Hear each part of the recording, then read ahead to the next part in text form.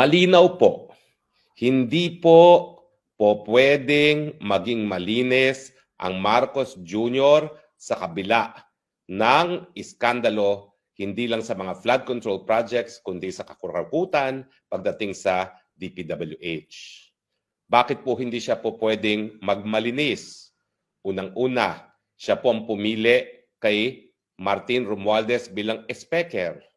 Si Martin Romualdez ang nagpapatupad ng mga kababalaghan sa pantaunang budget at siya rin ang nagtalaga kay Zaldico.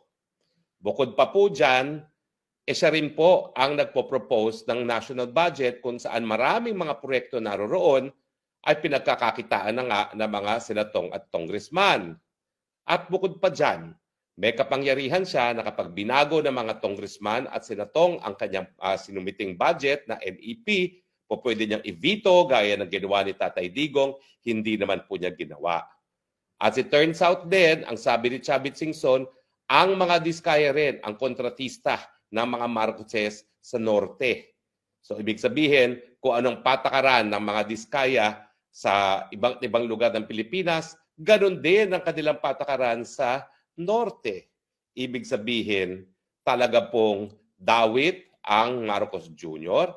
At ang pinakamalapit na siguro pong ebidensya dyan ay ang pagdideliver ng limpak-limpak na salapi dyan po sa Aguado na nasa harapan lang ng Malacanang at di umano ay merong connection po yan sa Malacanang.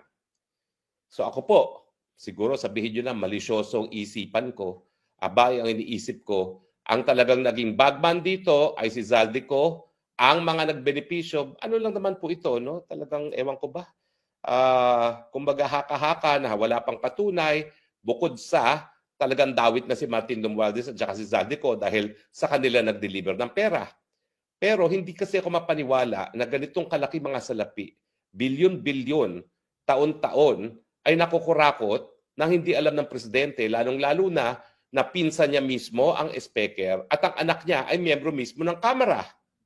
Kaya nga po iniisip ko, ang Zaldico, bagman, pag pinagdideliveran si Speaker Martin Romualdez, pero dahil nagdi-deliver din siya sa Aguado, hindi po ako mapaniwala na walang kita rito ang presidente at ang kanyang mga kasama. Siyempre, nandiyan na rin po yung testimonya na pati po ang executive secretary, wag natin kakalimutan, Bersamin, ay tumatanggap ng 15% sa infra ng mga DepEd. Ay nako, ang sabi po niya, he stands by his track record, pero bakit naman po may ganyang testimonya? So ibig sabihin, hindi lang talaga mga congressman at senatong ang nakinabang sa korupsyon pagdating sa infra, pati po ang mga taga Malacanang.